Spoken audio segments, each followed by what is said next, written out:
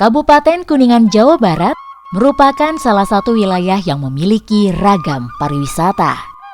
Salah satu yang menjadi andalan hingga saat ini adalah Gedung Perundingan Perjanjian Linggarjati yang terletak di Dusun Cipaku, Kelurahan Linggarjati, Kecamatan Cilimus.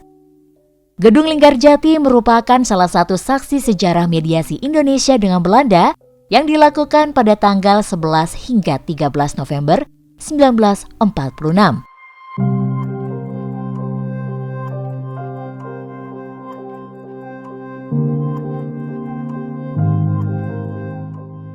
Hotel Merdeka ini digunakan sebagai tempat perundingan antara pemerintah Indonesia dengan pemerintah Belanda yang kemudian menghasilkan naskah Linggarjati.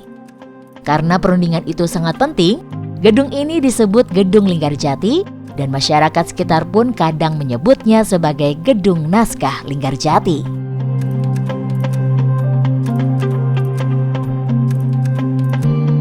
Gedung Linggarjati ini saat diadakannya perundingan merupakan tempat peristirahatan yang dipilih karena selain tidak jauh dari Jakarta dan masih berada di wilayah kekuasaan Republik Indonesia, suasana Kuningan yang sejuk dan nyaman memberikan nilai tambah sebagai tempat perundingan. Awal mula Gedung Perundingan Linggarjati ini dibangun pada tahun 30. Pada tahun 30. Sebelumnya itu tahun 1918. Ini adalah gubuk, berupa gubuk milik seorang janda yang bernama Ibu Jasitem. Ibu Jasitem. Beliau ditikah oleh kebangsaan Belanda. Tahun 1921 itu ditikah oleh kebangsaan Belanda yang namanya Tuan Tersana. Yang mana Tuan Tersana itu yang memiliki pabrik gula di Karangsuwung, Cirebon. Lalu tahun 30 bahwa gedung ini direnovasi dan dimiliki oleh Tuan Van Os dan dibangun menjadi permanen. Ketika sudah semi permanen menjadi permanen dan dibuatlah tempat peristirahatan yang namanya hotel. Dulu hotel namanya Hotel Rustot. Rustot berarti tempat peristirahatan. Dan lalu tahun 35 juga masih dimiliki oleh Van Os. Gedung ini tetap masih menjadi tempat peristirahatan, lalu hotel. Lalu Jepang sempat masuk ke sini, bahwa ini juga dimiliki oleh Jepang, diganti namanya menjadi Hotel Hokkai Ryokan. Lalu tahun 45 merdeka, bahwa gedung ini sudah dimiliki oleh bangsa kita, bangsa Indonesia, menjadi Hotel Merdeka. Nah, pada waktu jadi Hotel Merdeka lah perundingan ini dilaksanakan dari tanggal 11 sampai tanggal 13 November 1946.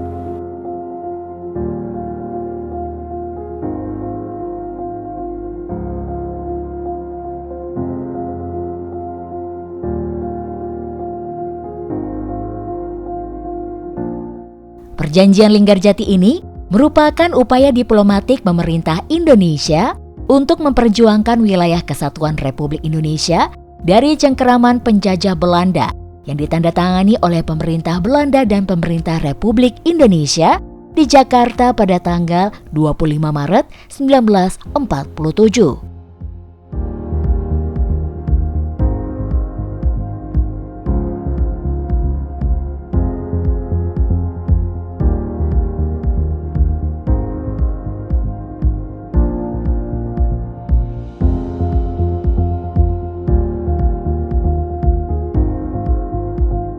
Pada tahun itu zaman perang antara pemerintahan Belanda dengan Indonesia masih tetap berperang dan akan mengadakan perundingan atau mengadakan diplomasi perundingan. Kenapa di sini dipilih salah satu tempat? Itu ada petunjuk daripada Menteri Sosial pertama Indonesia, yaitu Ibu Maria Ulpah. Beliau pulang kampung dari Jakarta. Nah, ketika melihat di sini ada sebuah hotel, nah di situ terinspirasi untuk mengajukan ke presiden pertama yaitu Bapak Insinyur Soekarno. Juga itu alasan kenapa bisa di sini. Pemerintah Belanda pada waktu itu menawarkan untuk di Jakarta perundingannya, tapi Indonesia menolak karena di situ sudah dikuasai oleh pihak Belanda. Lalu Indonesia menawarkan juga di Yogyakarta, cuman Belanda masih juga sebaliknya menolak karena di situ sudah dianggap dikuasai oleh RI. Nah, yang tepatnya yaitu Ibu Menteri Sosial pertama, Ibu Maria Ulpah, menganjurkan untuk mencoba berunding di sini. Itu adalah Hotel Merdeka pada waktu itu. Di sini menghasilkan 17 naskah, diantaranya ada 3 fakto secara de facto bahwa Belanda harus segera engkang dari itu. Pengakuannya secara de facto meliputi Sumatera, Jawa, dan Madura.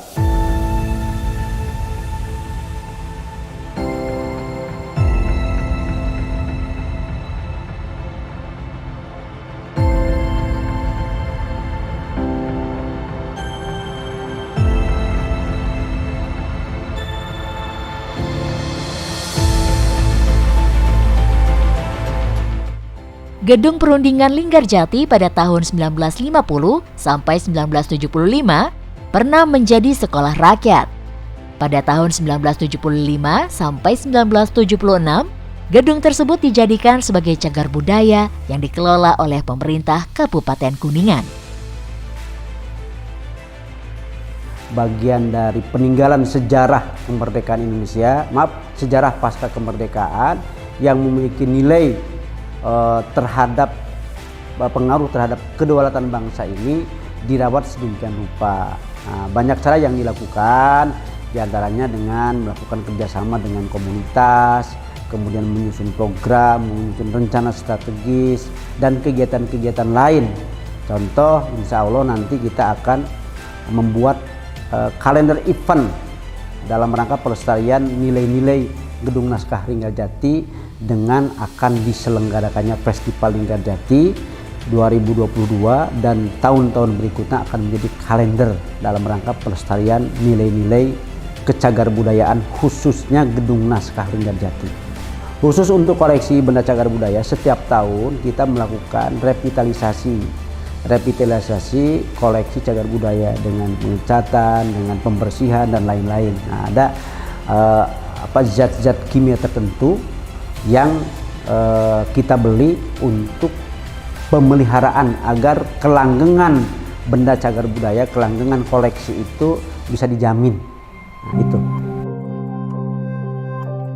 Bangunan dan furnitur di dalam Gedung Perundingan Linggarjati masih dilestarikan sangat baik dan dibuat sama persis seperti saat perjanjian Linggarjati antara Indonesia dan Belanda dilakukan.